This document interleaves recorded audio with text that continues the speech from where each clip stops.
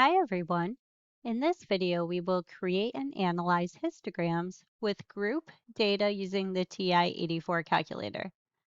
A biologist measures the length in inches of 11 baby snakes. Their lengths are given below. She wants to create a histogram of the data using 5 classes. What values of XSCL, Xmin, and Xmax should she use? Then use a histogram to determine the number of snakes that were less than 5.3 inches long. For this example, the class width, which is XSCL, the Xmin and the Xmax have been computed for us. The purpose of this video will be to create the histogram. So from here, we're going to put the 11 observations into a list. So we need to click on the Stat button.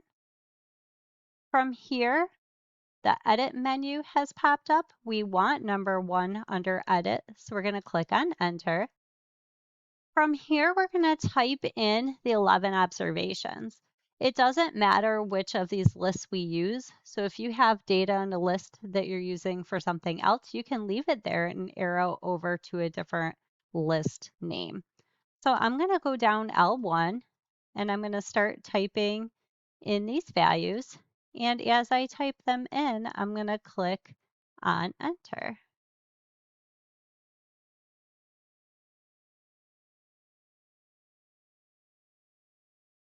And even though the values are given to us in the PowerPoint presentation in a table that has several rows and columns, in the calculator, we're just going to put all of the data together in one list going down one column. So from here, you'll notice that my last value that I put in is in L1 parentheses 11. That tells me that's the 11th value. When I click enter, it arrows down to a blank row that says L112. So that would be the 12th value if I was entering another value in. So from here, I'm going to click on the stat plot. In order to get to the stat plot, I need to click on the second button.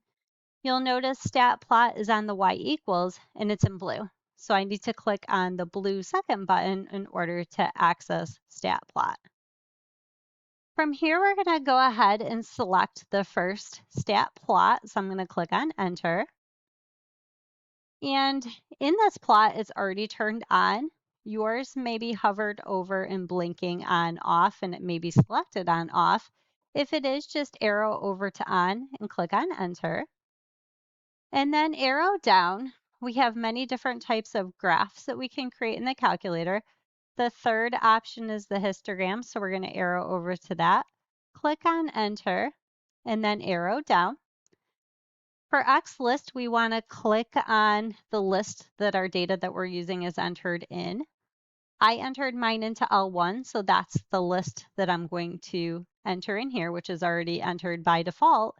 If you need to enter in a list, what you're going to do is click on the second button, and then L1, L2, L3 are located on the numbers 1, 2, and 3 respectively. Again, you have to click on the second button first.